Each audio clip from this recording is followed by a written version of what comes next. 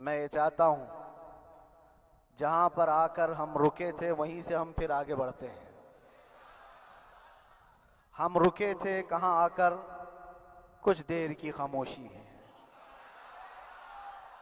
اس کے بعد ہم آگے بڑھتے ہیں، اس لیے کہ مجھے کوئی شعر اب یاد کرانے کی ضرورت نہیں اور نہ ہی کسی کے سامنے کچھ بولنے کی ضرورت ہے۔ الصلاة والسلام على رسوله سید الانس والجان وعلى آلہ واصحابہ ذوی الخیر والإحسان، اما بعد فأعوذ باللہ من الشیطان الرجیم، بسم اللہ الرحمن الرحیم۔ وقل جاء الحق وزهق الباطل ان الباطل كان زهوقا، صدق اللہ مولانا العظیم۔ بارگاہ رسالت مآب صلی اللہ علیہ وسلم میں درود پاک کا ہدیہ پیش کریں۔ اللہم صلی علی سیدنا و مولانا محمد معدن الجود والکرم وآلہ واصحابہ الکرام وابنہ الکریم وبارک وسلم صلاة دائمتا سرمدا ابدا۔ عزیزان گرامی وقار، میں یہ چاہتا ہوں جہاں پر آ کر ہم رکے تھے وہیں سے ہم پھر آگے بڑھتے ہیں۔ ہم رکے تھے کہاں آ کر؟ کچھ دیر کی خاموشی ہے، اس کے بعد ہم آگے بڑھتے ہیں، اس لیے کہ مجھے کوئی شعر اب یاد کرانے کی ضرورت نہیں اور نہ ہی کسی کے سامنے کچھ بولنے کی ضرورت ہے۔ حالات تو ایسے تھے کہ جو نان مسلم تھے وہ بھی ہمیں جیل میں دیکھ کر یہی کہتے تھے کہ آپ ہی نے کہا یہ فلاں بات۔ ہم نے کہا اللہ تبارک و تعالیٰ نے تم کو بھی یاد کرا دیا۔ میرے عزیزو، ستیزہ کار رہا ہے ازل سے تا امروز، شرار بو لہبی سے چراغ مصطفی بھی۔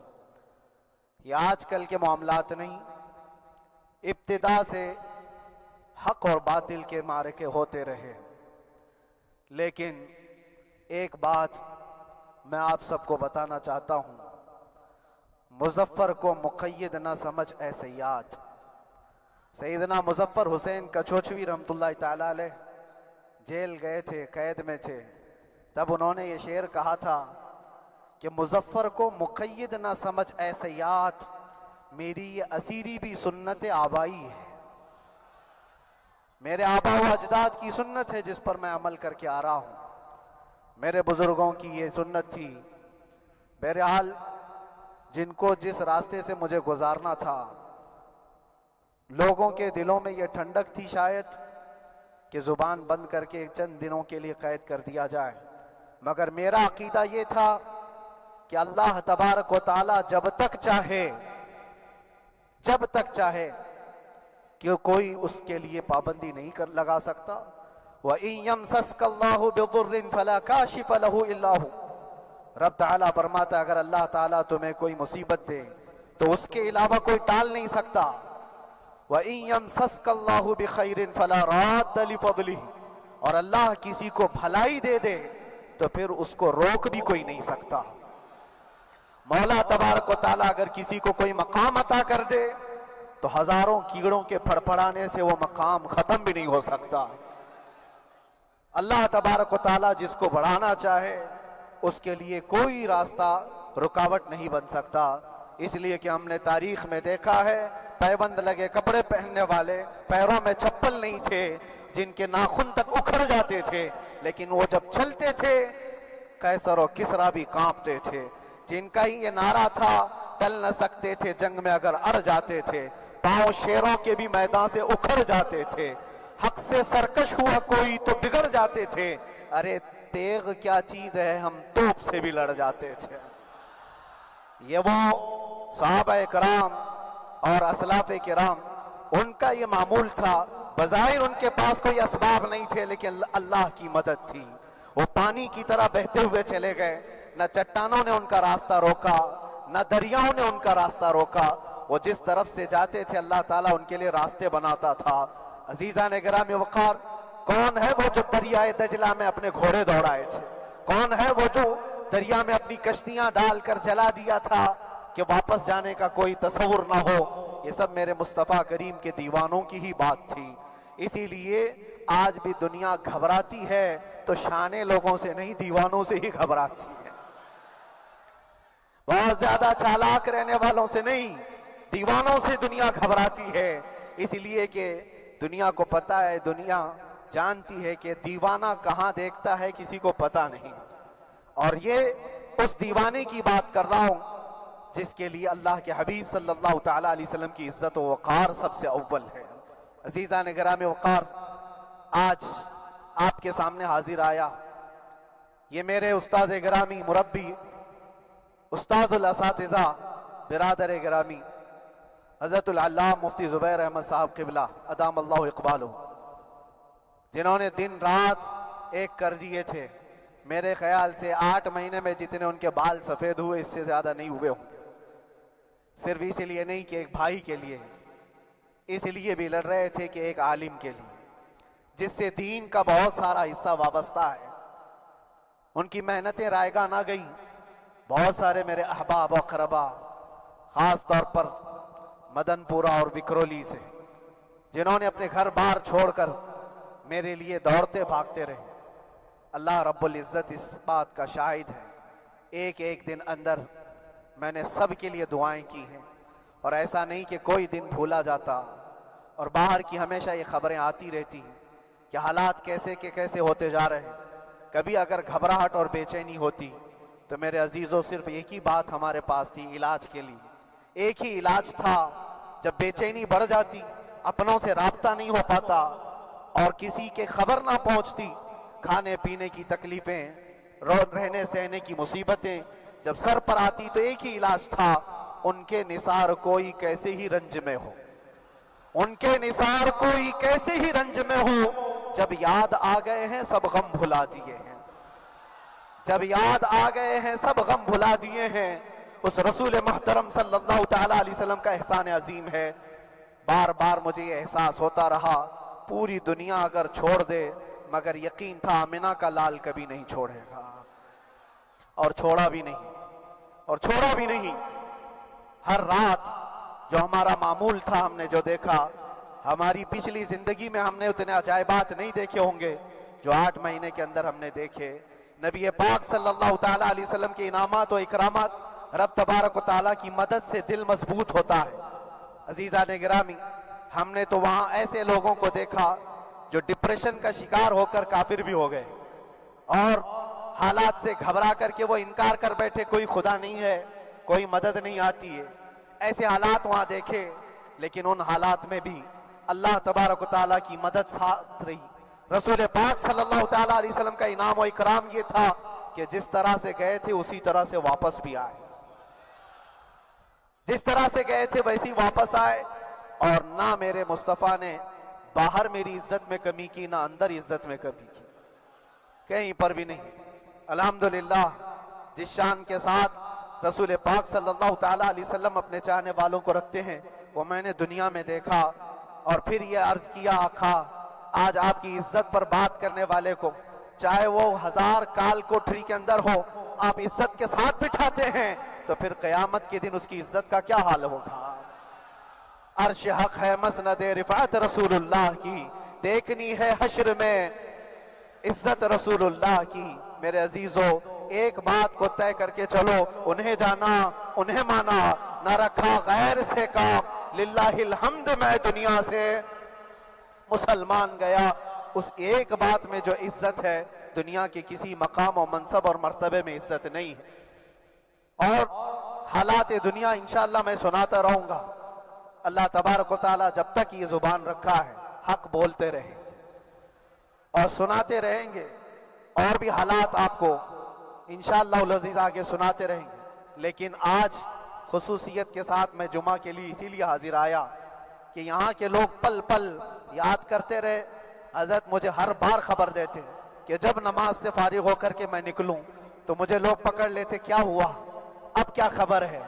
تو جس قدر آپ کی بے چینی تھی، بے قراری تھی، میرے عزیزو مجھے بھی ملنے کی بے چینی اور بے قراری تھی. لیکن یہ ایک سٹیج تھا جس سے گزارا گیا ہے، ایک مقام تھا جس سے گزارا گیا. میں تو ایک نکما آدمی، میں تو ایک کم پڑا ہوا ہوں، لیکن آپ کو بزرگان دین کی اگر تاریخ پتہ ہو، امام اعظم ابو حنیفہ رضی اللہ تعالیٰ عنہ جن کو ناحق جیل میں رکھا گیا تھا، امام موسیٰ کاظم رضی اللہ تعالیٰ عنہ 7 سال تک قید میں رہے۔ یہ کون امام موسیٰ کاظم؟ جن کے دربار میں جانے کے لیے غوث اعظم عبد القادر جیلانی رضی اللہ تعالیٰ عنہ 4 کلومیٹر دور اپنی چپل اتار دیا کرتے تھے۔ امام موسیٰ کاظم کا وہ دربار ہے جن کو باب الحوائج کہا جاتا ہے۔ اس امام کو 7 سال تک بغیر کسی قصور کے قید میں رکھا گیا، اور حد تو یہ ہے کہ اسی قید خانے میں زہر دے کر کے آپ کو مارا گیا ہے۔ آپ کا جنازہ جیل سے نکلا تھا۔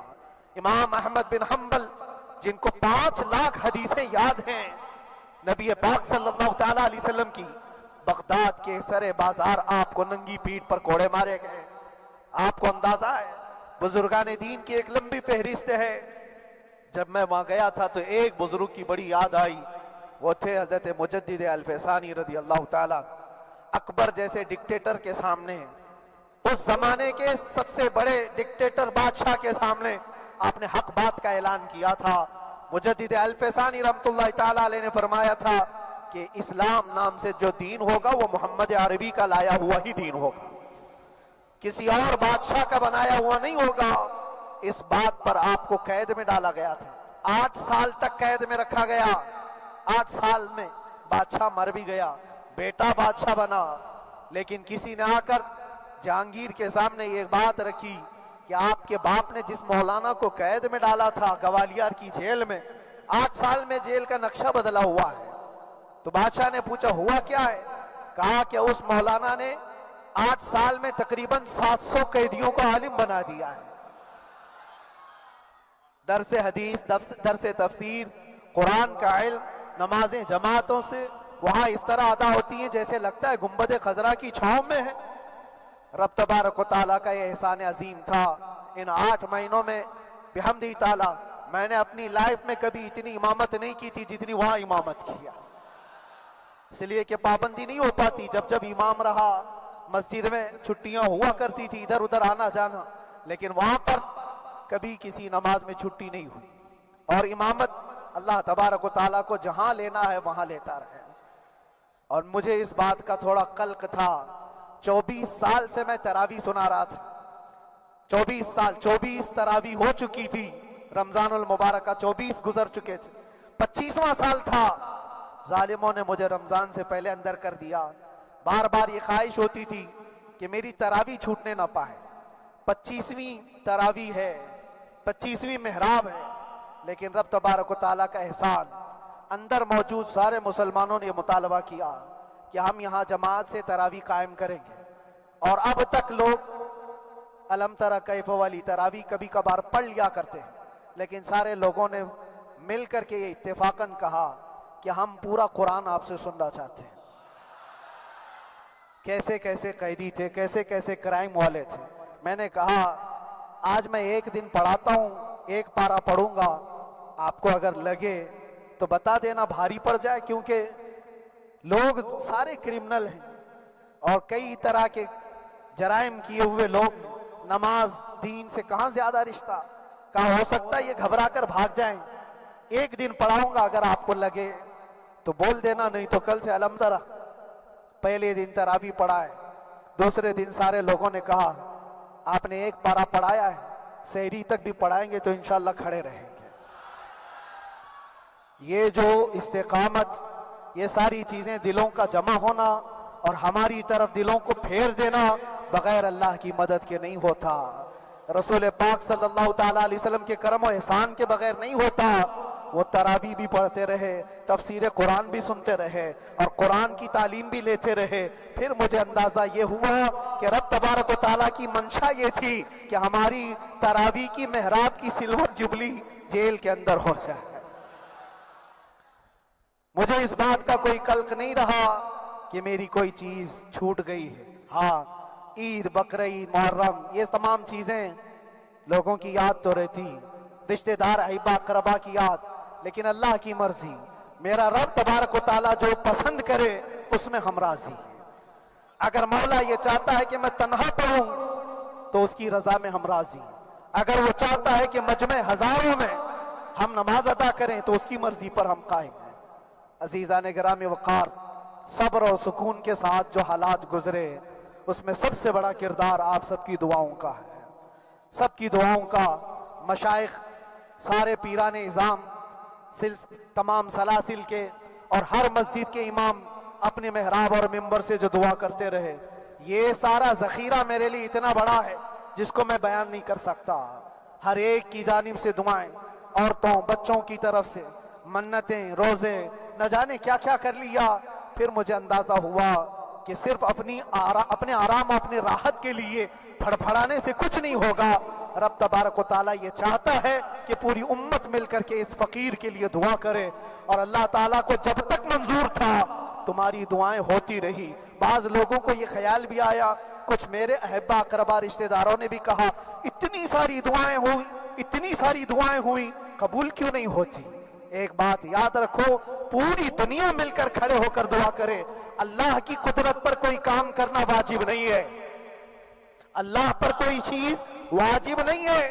اگر وہ اپنے فضل سے عطا کر دے تو اس کا احسان ہے، اس کا احسان ہے۔ اب چاہے وہ سال بھر میں قبول کرے کہ 5 سال میں قبول کرے۔ ایک بات یاد آتی ہے میرے عزیزوں، ہماری قید تو 8 مہینے کی ہوگی، ان بزرگان دین کی قید 8 سال 7 سال۔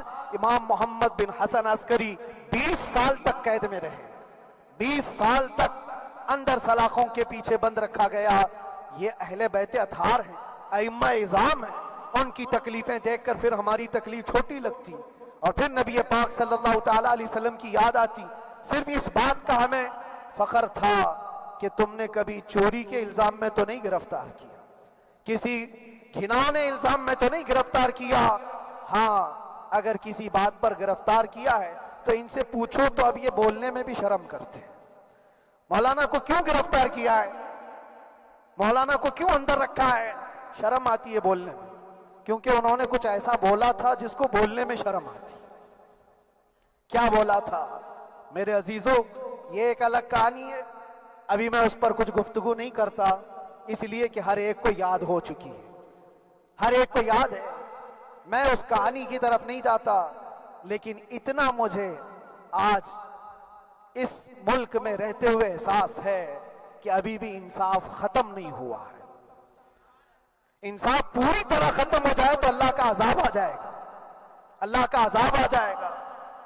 چند لوگ نا انصافی کر سکتے ہیں، لیکن پوری کی پورے روئے زمین پر رہنے والے انسان نا انصافی کرے، ایسا نہیں ہوتا۔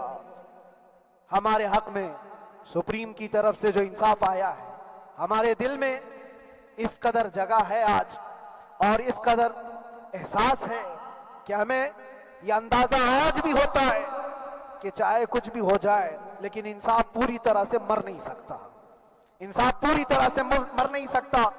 یہ ہمارا ملک عزیز ہندوستان کسی خاص آدمی کے ٹھیکیداری میں نہیں ہے، سبھی کا خون شامل ہے یہاں کی مٹی میں، کسی کے باپ کا ہندوستان تھوڑی ہے، ہمارا بھی ہے، آپ کا بھی ہے، سب کا بھی ہے۔ اور میرے عزیزو، پتہ نہیں یہ بھی شاید راحت اندوری صاحب کا شعر ہے، اور اس سے پہلے بھی کچھ بولا تھا وہ بھی ان کا ہی تھا، تو ڈینجر ہی ہوا کرتا ہے۔ اللہ تبارک و تعالیٰ آپ سب پر فضل فرمائے، کرم فرمائے۔ جو چیز خاص طور پر بولنی ہے وہ یہ ہے، ان حالات سے آج جو گھبرائے ہوئے ہیں یہ وہ لوگ ہیں جو عیش پرست ہیں۔ میں کسی کو خاص ٹارگٹ کر کے نہیں کہنا چاہتا، لیکن بہت سارے وہ لوگ جو اثر و رسوخ رکھتے ہیں لیکن وہ آگے آنا نہیں چاہتے۔ دین اسلام پر حملے ہوں، حضور پاک کی عزت پر حملہ ہو، کسی کو بولنا نہیں، کیونکہ پتہ ہے دیکھو اس مولانا کو کس طرح کیے، اسی طرح دوسروں کو بھی کر دیا جائے۔ جو کمفرٹ زون میں بیٹھنے کے عادی ہو گئے وہ اپنا ایریا چھوڑ کر ہٹنا نہیں چاہتے۔ اگر میں کچھ کہوں گا حضور پاک صلی اللہ تعالیٰ علیہ وسلم کی ناموس کے لیے تو میرا عیش خطرے میں آ جائے گا۔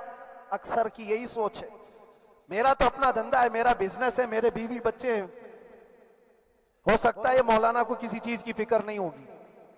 آپ کو میں بتاؤں، آپ کو اندازہ نہیں، ہمارے دل میں ہمارے بچوں کی کتنی محبت ہے. میرے بھی چھوٹے سے بچے ہیں. جب وہ جیل کی سلاخوں کے سامنے آ کر آنسو بہاتے تھے تو دل پر چھریاں چلتی تھی. وہ بچے جو ہمیشہ ہمارے سینے پر سوتے رہے, آج میں ان کو چھو بھی نہیں سکتا. جب وہ سلاخوں کے پیچھے کھڑے ہو کر دور سے رو کر کے چلے جاتے 15 منٹ, تو کیا ہمارے دل میں بچوں کی محبت نہیں؟ کیا ہمارے گھر بار نہیں, ہماری بہنیں, ہمارے بھائی, ہماری ماں نہیں؟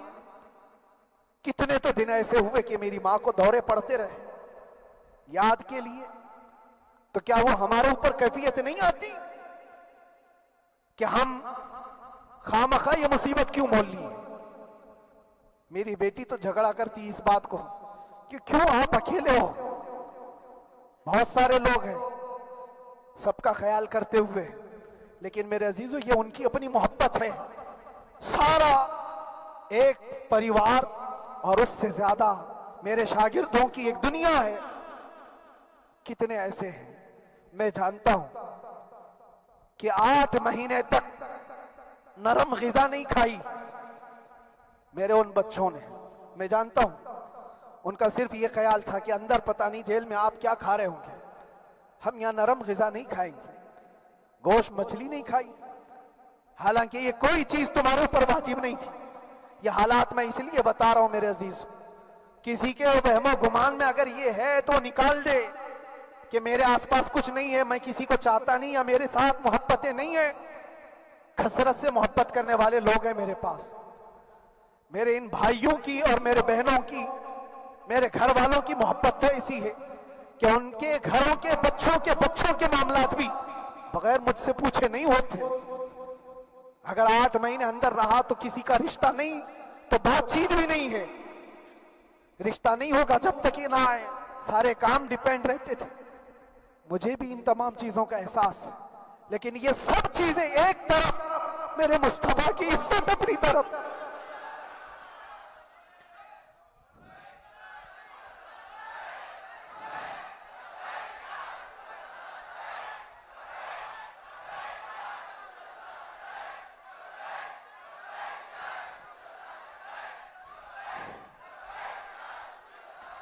میرے عزیزوں, ہر ایک کے آنسوں کے قطرے میں نے دیکھے, بھائیوں کے, بہنوں کے. میرے پاس ملنے کے لیے میرے جو شاگرد آتے ان کے, یہ اکثر جب جیل کی دیوار پر آ کر کھڑے ہوتے, ان کی آنکھیں لال, یہ آنسو بہاتے 15 منٹ ملاقات کر کے چلے جاتے. آپ کو کیا اندازہ ہے اندر کے حالات ایک دن 1 سال کے برابر لگنے لگتا ہے. گھٹتے رہتے, لیکن ایک بات کا احساس بار بار ہوتا کہ یہ ساری محبتیں ایک طرف ہے, لیکن ہم جس کے لیے کھڑے ہوئے ہیں اس کی محبت میں کوئی سمجھوتا نہیں, اس کی محبت میں کوئی سمجھوتا نہیں. ایمان اسی کا نام ہے, لا یؤمن احدکم حتی اکون احب الیہ من والدہ وولدہ والناس اجمعین.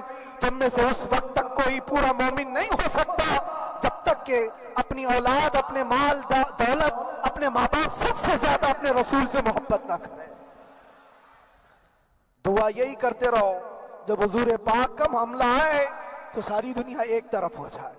میں نے ایک واقعہ پڑھا تھا اندر ہی, حضرت خالد بن ولید رضی اللہ تعالیٰ ایک قلعے پر اچانک حملہ آور ہوئے تھے. وہ قلعے میں موجود جو دشمنان اسلام تھے ان کی پارٹی چل رہی تھی. بڑے بڑے قالین, صوفے بچھے ہوئے, تشتوں میں قیمتی کھانے رکھے ہوئے تھے. خالد بن ولید کے ساتھ جو لشکر ہے یہ تو وہ غریب صحابہ تھے جو پیون لگے کپڑے پہنتے, ایک کھجور پر پورا دن گزارتے. جب یہ اس قلعے پر حملہ آور ہوئے تو دشمنان اسلام جو تھے وہ مقابلہ کرنے کی ہمت نہ جٹا سکے, بھاگ گئے. سب سارا مال سب چھوڑ کر بھاگ گئے, بغیر کسی جنگ کے, بغیر کسی قتل قتال کے. پورا قلعہ فتح کیا خالد بن ولید. اب سنو, جو صحابہ تھے وہ مال غنیمت جمع کر رہے تھے, کیونکہ یہ عرب کے لوگ ایسے مہنگے قالین نہیں دیکھے تھے, ایسے مہنگے صوفے, اتنی قیمتی غذائیں انہوں نے دیکھی نہیں تھی. سب جمع کرنے لگے, سب جمع کرنے لگے. خالد بن ولید نے کہا خبردار ہاتھ مت لگانا, سب ہٹ جاؤ. سب ہٹ گئے. چند صحابہ کو بلایا، یہ سب جمع کرو، اس کو آگ لگا دو. پورا مال غنیمت جو تھا آگ لگا دیا. تو جو صحابہ تھے وہ کہنے لگے کیا یہ اچھا ہوتا ہے یہ سب میں آپ تقسیم کر دیتے، یہ بہت قیمتی چیزیں ہیں، عرب میں ہم لے جاتے تو یہ بہت مہنگی چیزیں ہیں. خالد بن ولید نے کیا کہا جانتے ہو؟ کہا اگر تم کو بھی ان تمام چیزوں کی عادت لگ جائے تو تم بھی ویسے ہی بھاگو گے جیسے یہ بھاگے. یہ آج جو ہمارا مقابلہ کرنے کی طاقت نہ لا سکے اور بھاگ گئے، اس کی وجہ یہ ہے کہ وہ عیش پرست ہے. عیاشی ان کے اندر تھی جس کی وجہ سے وہ کھڑے نہ ہو سکے. اور جب یہ عیاشی آئے گی تم کھڑے نہیں ہو سکو گے، کھڑے نہیں ہو سکو گے. آج میں یہی بات دہرانا چاہتا ہوں، جو بڑے بڑے چہرے لے کر بیٹھے ہوئے ہوں، وہ سیاسی اثر اور رسوخ رکھنے والے بھی کمفرٹ زون میں رہنا چاہتے ہیں. میں چند لوگوں کو چھوڑ کر کہہ رہا ہوں، اکثر کا حال یہ وہ سوچتے ہیں کہ ہمارے اس دائرے سے نکلیں گے تو ہمارا عیش خطرے میں آ جائے گا، گھر بار خطرے میں آ جائے گا. یہ دنیا کی محبت انسان کو بزدل بناتی ہے، بزدل بناتی ہے. اس لیے میرے عزیزو، آپ جب کبھی یہ بات آئے، ایک طرف میرا پورا خاندان، ایک طرف میرے عیش کی زندگی اور ایک طرف رسول پاک کی عزت کا معاملہ، تو آپ مجھے بتاؤ آپ کس بات کا فیصلہ لیں گے؟ اسی بات کا فیصلہ لینا ہوگا نبی پاک صلی اللہ تعالی علیہ وسلم کی عزت کی خاطر. تمہیں اس بات کا فیصلہ لینا ہوگا، اپنا سب کچھ گنبد خضرا کل بھی تھا آپ، میرے نبی سے میرا رشتہ کل بھی تھا آپ، اور بتلا دو گستاخ نبی کو غیرت سنی زندہ ہے، ان پہ مر مٹنے کا جذبہ کل بھی تھا آپ. بس یہ جذبہ باقی رہے. ہم کسی کو لڑنے کے لیے، مرنے کے لیے، مارنے کے لیے میدانوں میں اتارنے کی بات نہیں کرتے.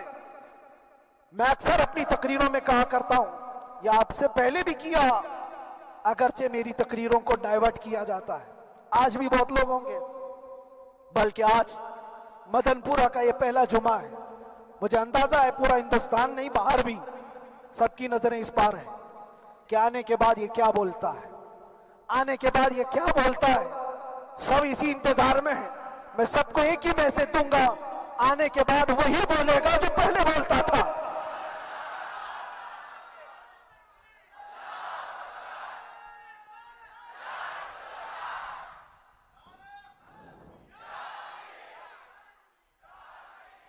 اگر کچھ غلط ہوتا تو ہمارے اس ملک عزیز ہندوستان کی سب سے اعلیٰ عدالت یہ نہیں کہتی کہ ان کے اسپیچ میں کوئی ہیٹ مسئلہ نہیں ہے.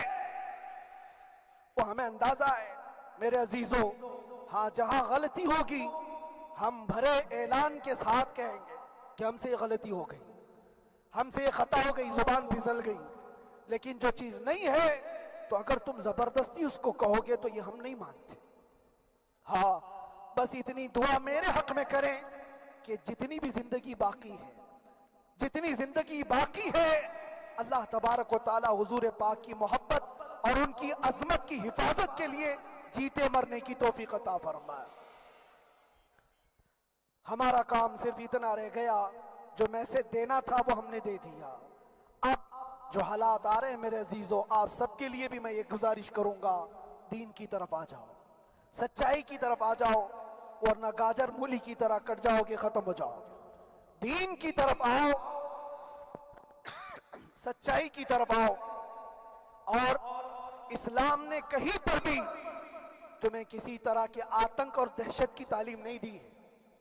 کہیں پر کسی ٹیررسٹ کی کوئی بھی تعلقات کی، کہیں مجھے کوئی بات بتا دو.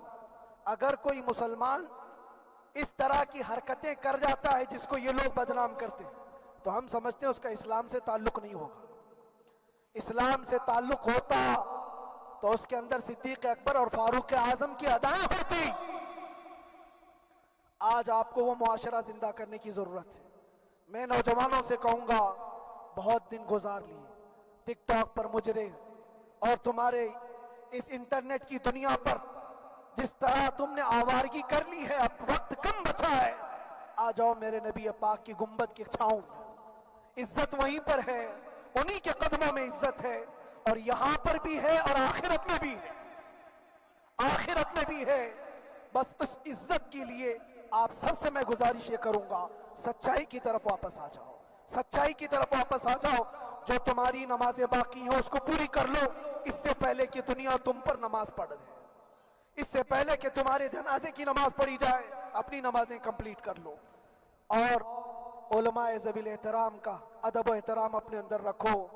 صرف اس بات کے لیے آپ کو میں احساس دلانا چاہتا ہوں کہ مجھے جس راستے سے گزارا گیا، جتنے دن قید و بند کی صحبتیں گزاری گئی، یہ صرف یہ میسج دینا تھا کہ پھر اس مولانا کا یہ ہو سکتا ہے تو چھوٹے چھوٹوں کی کیا کر دیں گے۔ ایسا اگرچہ آ جائے موقع تب بھی گھبرانے کی ضرورت تھی۔ آپ کو پتہ ہے اس ملک عزیز ہندوستان کی آزادی میں 30,000 علماء کو پھانسیوں پر لٹکایا گیا۔ انگریزوں نے 30,000 علماء کو کشمیر سے لے کر دلی تک ہر درخت پر ایک عالم کی لاش لٹکتی تھی۔ انہوں نے قربانیاں دی ہیں، قربانیاں بزرگان دین کے علماء ذوی احترام کی ہوئی ہیں۔ یہ اور بات ہے کہ اس جنریشن نے آج ہم کو دیکھا تو ان کو بہت بڑا لگتا ہے، یہ کوئی بہت بڑی بات نہیں تھی، بہت بڑی بات نہیں تھی۔ اس پروسیس سے بہت سارے علماء کو گزارا گیا ہے۔ سرکار مجاہد ملت رحمت اللہ تعالی علیہ ایمرجنسی کے زمانے میں 18 مہینے تک قید میں گزارے، 18 مہینے تک ایمرجنسی، وہ بھی ڈکٹیٹر کا زمانہ تھا۔ اس زمانے میں بھی آپ اندر رہے، لیکن باہر آنے کے بعد نہ آپ کے مشن میں کوئی کمی آئی، نہ آپ کی زبان میں کوئی لکنت آئی۔ اللہ حوالے جو ہے وہ اللہ کی رضا کی طرف اور رسول پاک کی رضا کی طرف ہوتے ہیں۔ ہم سب بھی اس مشن کو آج یہاں سے زندہ کرتے ہیں، جہاں سے ہم چھوڑے تھے وہیں سے آگے بڑھتے، جہاں سے ہم چھوڑے تھے وہیں سے ہم آگے بڑھتے ہیں۔ کسی کو اگر کچھ برا لگتا ہے تو وہ اس کے سمجھ کا قصور ہے، اس کے فہم کا قصور ہے۔ ہم نے کسی کو ٹارگٹ کر کے کبھی کہا نہیں، بلکہ یہ تو کامن بات ہے، ایک تو کامن کہی جانے والی بات ہے۔ فخر سے اگر کوئی آدمی اپنے گھر میں کہے کیا بات ہے مولانا آج صبح سے تمہارے گھر میں کچھ ہلچل نہیں ہے، کچھ ہلچل نہیں ہے، ہو سکتا ہے تمہارے گھر میں کوئی نہ ہو، تم اکیلے بیٹھے ہو، بیوی کہیں گئی ہے، ماں کہیں گئی ہے، گھر میں کوئی بنانے والا نہیں ہو، گھر میں خاموشی ہے، تو تم اگر اس کو جواب دے دو کہ کچھ دیر کی خاموشی ہے، شام میں آ جائے گی، کچھ دیر کی خاموشی ہے، شام میں آ جائے گی، تو کیا گناہ کیا، کیا گناہ کیا؟ اس کے حالات پر وہ بول رہا ہے، اس کے گھر میں خاموشی ہے اسی لیے بول رہا ہے۔ ہم نے بھی اسی لیے کہا کچھ دیر کی خاموشی، اسی لیے کہ ہم جانتے ہیں اسلام وہ نہیں ہے جو یہاں دکھ رہا ہے آج، اسلام تو وہ تھا جو صدیق اکبر کے زمانے کا تھا، اسلام تو وہ تھا جو فاروق اعظم کا تھا، اسلام تو وہ تھا جو عثمان غنی اور حیدر کرار کا تھا۔ تو وہ جو ہلچل تھی وہ خاموش ہے، صلاح الدین ایوبی کا دور تھا، وہ اسلام کی ہلچل تھی۔ تو میرا گھر آج خاموش ہے، اس لیے تو میں پکار کر کے رہا ہوں کچھ دیر کی خاموشی ہے، اور ہمیں اپنے رب سے یقین ہے یہ خاموشی ایک شام ٹوٹے گی، کوئی صلاح الدین آئے گا۔ اور اللہ تبارک و تعالی ہم سب کے اس عزم اور حوصلے کو زندہ رکھے، اور آپ سب کی محبتوں کو سدا سلامت رکھے، اور میرے آقا صلی اللہ تعالی علیہ وسلم کے قدموں پر مر مٹنے کی ہمیں توفیق عطا فرمائے۔ وآخر دعوانا الحمدللہ رب العالمین، لبیک یا رسول اللہ،